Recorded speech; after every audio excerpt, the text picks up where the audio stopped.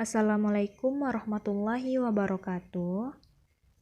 Kami dari kelompok 5 akan mempresentasikan hasil diskusi kami pada mata kuliah Fisika Terapan dengan dosen pengampu Dr. Febrianto MPD. Adapun materi yang akan kami presentasikan yaitu berkaitan tentang aplikasi konsep getaran dan gelombang pada makhluk hidup dan kehidupan sehari-hari. Adapun anggota kelompok kami yang pertama yaitu Debbie Lovelia Esa, selanjutnya saya sendiri Megawati, dan yang terakhir Salsabila. Materi yang akan dibahas, yang pertama ada konsep getaran dan gelombang, selanjutnya ada pendengaran pada hewan, dan yang terakhir ada aplikasi konsep getaran dan gelombang dalam kehidupan sehari-hari. Pembahasan pertama, konsep getaran dan gelombang. Pembahasan tentang getaran. Semua benda akan bergetar apabila diberi gangguan. Nah, benda yang bergetar ada yang dapat terlihat secara kasat mata karena simpangan yang diberikan besar, ada pula yang tidak dapat dilihat karena simpangannya kecil. Jadi, benda ini dapat dikatakan bergetar jika benda bergerak bolak-balik secara teratur melalui titik kesetimbangan. Seperti terlihat pada gambar, di mana gambar ini adalah gambar sebuah bandul. Sebuah bandul sederhana ini mula-mula diam pada kedudukan 0 atau kedudukan setimbang. Lalu, bandul tersebut ditarik ke kedudukan A atau diberi simpangan kecil. Pada saat benda dilepas dari kedudukan A ini, bandul itu akan bergerak bolak-balik secara teratur, yaitu melalui titik A, lalu ke O, lalu ke B, kemudian kembali lagi ke O, dan seterusnya lanjut ke A. Dan gerak bolak-balik ini disebut satu getaran. Jadi gerakan dari A ke O, dari O ke B, dari B balik lagi ke O, dan dari O ke A, maka gerakan ini disebut dengan satu getaran. Salah satu ciri dari getaran ini adalah adanya amplitudo atau simpangan terbesar. Selanjutnya, gelombang. Energi getaran akan merambat dalam bentuk gelombang. Jadi, pada perambatan gelombang, yang merambat itu adalah energi, sedangkan zat perantaranya tidak ikut merambat, tetapi hanya ikut bergetar. Misalnya pada saat kita mendengar, getaran akan merambat dalam bentuk gelombang yang membawa sejumlah energi, sehingga sampai ke saraf yang menghubungkan ke otak kita. Berdasarkan arah rambat dan arah getarnya, gelombang ini dibedakan menjadi gelombang transversal dan gelombang longitudinal. Yang pertama, gelombang transversal. Seperti yang kita lihat pada gambar, itu adalah gambar sebuah tali. Jadi, ketika tali ini diberi simpangan, tali akan bergetar dengan arah getarannya itu ke atas dan ke bawah. Pada tali ini, gelombangnya merambat tegak lurus dengan arah getarnya. Jadi, bentukan seperti ini disebut sebagai gelombang transversal. Untuk contoh lain dari gelombang transversal ini dapat kita lihat pada permukaan air. Panjang gelombang transversal ini sama dengan jarak satu bukit gelombang dan satu lembah gelombang. Atau kalau kita lihat pada gambar, itu ada A, B, C, D, E kalau pada gambar. Jadi panjang satu gelombang itu dilambangkan dengan lambda dengan satuan meter. Untuk simpangan terbesar dari gelombang itu disebut dengan amplitudo atau BB action atau DD action itu pada gambar. Jadi dasar gelombang terletak pada titik terendah gelombang yaitu D dan H.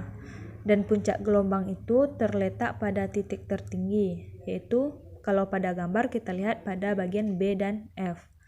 Lengkungan C, D, E dan GHI itu merupakan lembah gelombang.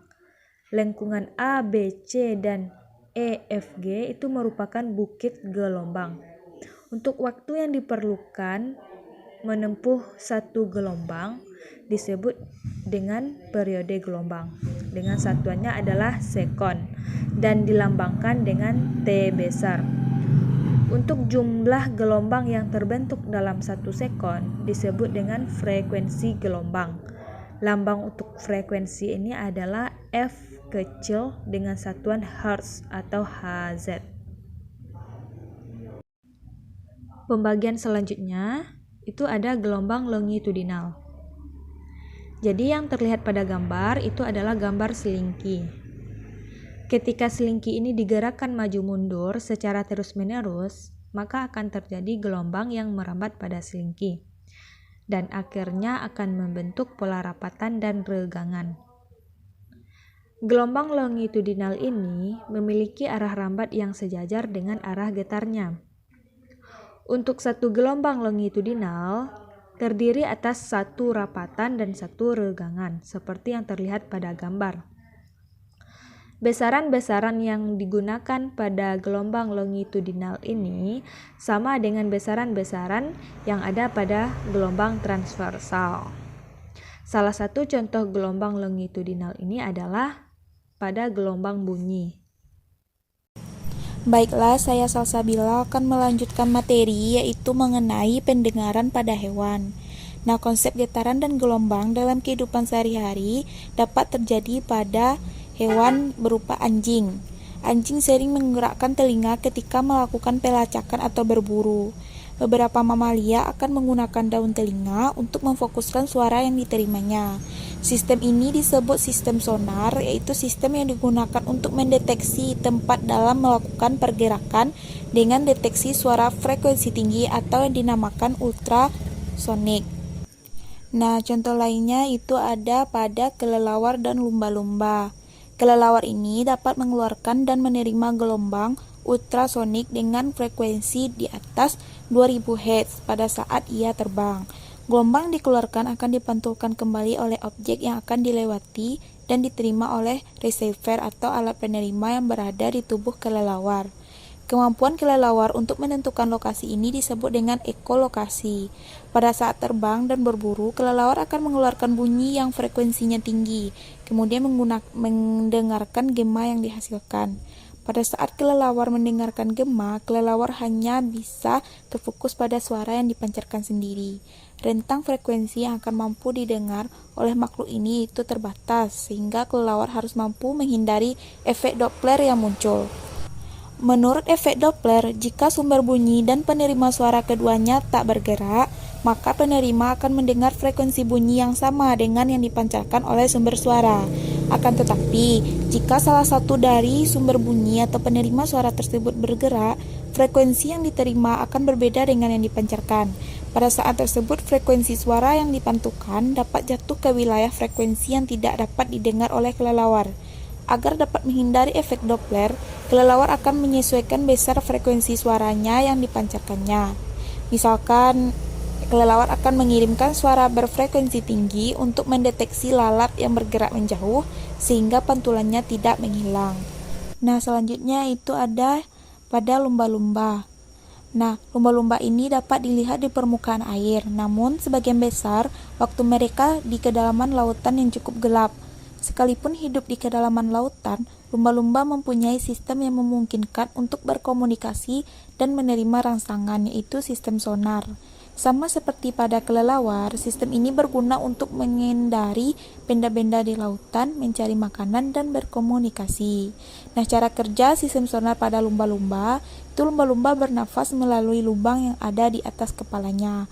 Di lubang ini terdapat kantung-kantung kecil yang berisi udara agar dapat menghasilkan suara berfrekuensi tinggi. Lumba-lumba mengalirkan udara pada kantung-kantung ini. Selain itu, kantung udara ini juga berperan sebagai alat pemfokus bunyi. Kemudian bunyi ini dipancarkan ke segala arah secara terputus-putus.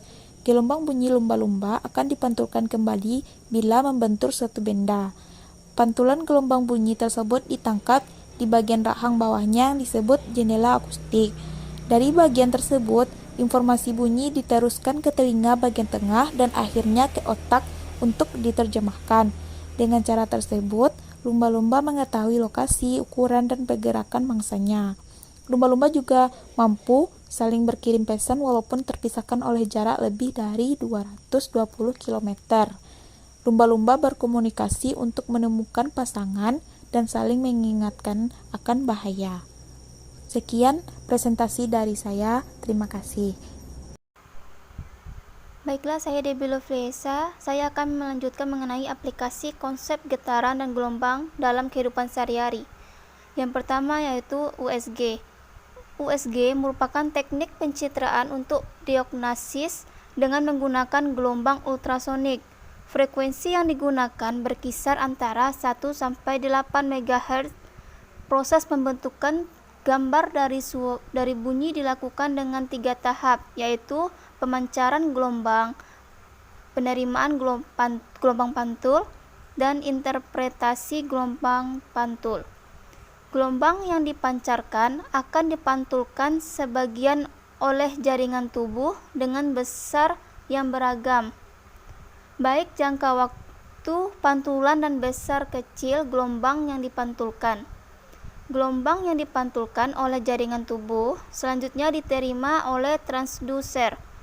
Selanjutnya, transducer akan mengubah gelombang yang diterima menjadi sinyal listrik. Kemudian dihantarkan menuju komputer, dan selanjutnya komputer tersebut akan memproses dan mengubah sinyal listrik menjadi gambar. Selanjutnya yaitu sonar. Perhatikan gambar pada slide. Gelombang bunyi akan merambat menuju garis lurus hingga mengenai sebuah penghalang, misalnya dasar laut. Untuk mengukur kedalaman laut, diperlukan transducer dan detektor. Transducer akan mengubah sinyal listrik menjadi gelombang ultrasonik yang dipancarkan ke dasar laut. Pantulan dari gelombang tersebut akan menimbulkan efek gema atau eko dan dipantulkan kembali ke kapal, kemudian ditangkap oleh detektor. Yang ketiga yaitu terapi ultrasonik. Perhatikan gambar pada slide. Terapi ultrasonik merupakan terapi yang menggunakan gelombang ultrasonik untuk keperluan medis. Metode yang digunakan yaitu dengan memancarkan gelombang dengan frekuensi tinggi pada jaringan tubuh.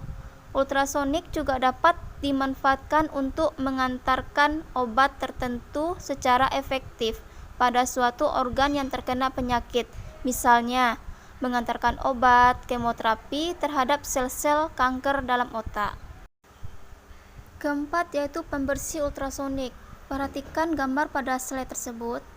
Pembersih ultrasonik merupakan alat yang menggunakan gelombang ultrasonik dengan frekuensi antara 20 sampai 400 kHz dan cairan pembersih tertentu, dapat juga menggunakan air biasa untuk membersihkan suatu benda. Pembersih ultrasonik akan menghasilkan gelembung-gelembung cairan pembersih yang terbentuk akibat adanya gelombang ultrasonik bertekanan tinggi. Pergerakan gelembung cairan menghasilkan gaya yang besar untuk melepaskan kotoran seperti debu, minyak, cat, bakteri, dan jamur yang melekat pada suatu benda. Gelembung cairan mampu masuk ke dalam lubang-lubang kecil yang sulit dibersihkan dengan cara biasa, sehingga untuk membersihkannya tidak perlu dilakukan pembongkaran. Yang kelima yaitu sonifikasi. Perhatikan pada gambar slide tersebut. Sonifikasi adalah proses pemberian energi gelombang ultrasonik pada suatu bahan sehingga bahan tersebut dapat dipecahkan menjadi bagian yang sangat kecil. Sonifikasi dapat digunakan untuk produksi nanopartikel seperti nanoemulsi dan nanokristal. Sonifikasi juga dapat mempercepat ekstraksi atau pengambilan minyak dari dalam jaringan tumbuhan dan pemurnian minyak bumi. Pada aplikasi biologis, sonifikasi sering digunakan untuk merusak atau menonaktifkan material organik, misalnya untuk merusak membran sel dan melepaskan isi selulernya atau yang dikenal dengan istilah sonoporasi. Yang keenam yaitu pengujian ultrasonik. Perhatikan gambar pada slide tersebut. Pengujian ultrasonik merupakan teknik pengujian yang berdasarkan pada penyaluran gelombang ultrasonik pada objek atau material yang diuji. Gelombang yang digunakan memiliki frekuensi sekitar 0,1 sampai 15 MHz. Teknik pantulan gelombang ultrasonik yang dipancarkan ke dalam benda, kerusakan pada bagian dalam benda, ketebalan dan karakteristiknya dapat dideteksi, misalnya kerusakan akibat korosi pada logam. Baiklah, itulah hasil presentasi dari kelompok 5. Sekian dan terima kasih. Assalamualaikum warahmatullahi wabarakatuh.